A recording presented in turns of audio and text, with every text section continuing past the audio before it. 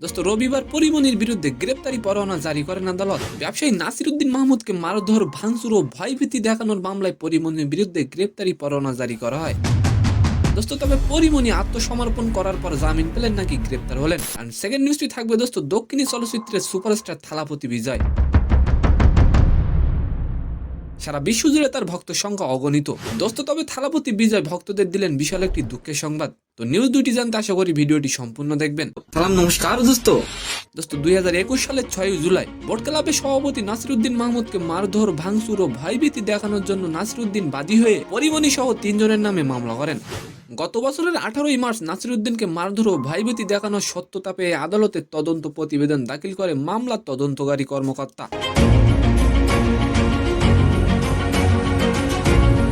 দোস্ত একই বছরের 18 এপ্রিল আদালতে দেওয়া তদন্ত প্রতিবেদন গ্রহণ করে পরিমনিকে হাজির হতে সমন জারি করা হয়। দোস্ত পরিমনিকে জামিন দেওয়া কি ঠিক হলো নাকি ভুল হলো আপনি অবশ্যই কমেন্ট করে যাবেন।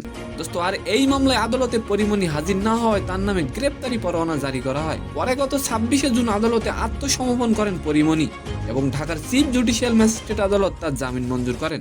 দোস্ত জামিন পাওয়ার পর পরিমনি বলেন, আমি আইনের প্রতি শ্রদ্ধাশীল, আশা করছি আমি ন্যায় বিচার পাবো। এন্ড সেকেন্ড নিউজ হলো দক্ষিণী সুপারস্টার থালাপতি বিজয় ভক্তদের দিলেন বিশাল একটি দুঃখের সংবাদ। দোস্ত সুপারস্টার থালাপতি বিজয় অভিনয় জীবন থেকে অবসর নেওয়ার ঘোষণা দিয়েছেন। দোস্ত তার 69তম জন নায়কই হবে তার শেষ চলচ্চিত্র। দোস্ত 1984 সালে নিজের অভিনয় জীবন শুরু করেছিলেন এই সুপারস্টার। তো সম্মানিত দর্শক, আজকের ভিডিওটি কেমন লাগলো অবশ্যই কমেন্ট বক্সে জানাবেন। আর ভিডিওটি যদি ভালো লাগে অবশ্যই একটি লাইক দিয়ে আমাদের চ্যানেলটিকে সাবস্ক্রাইব করে দিবেন। ধন্যবাদ।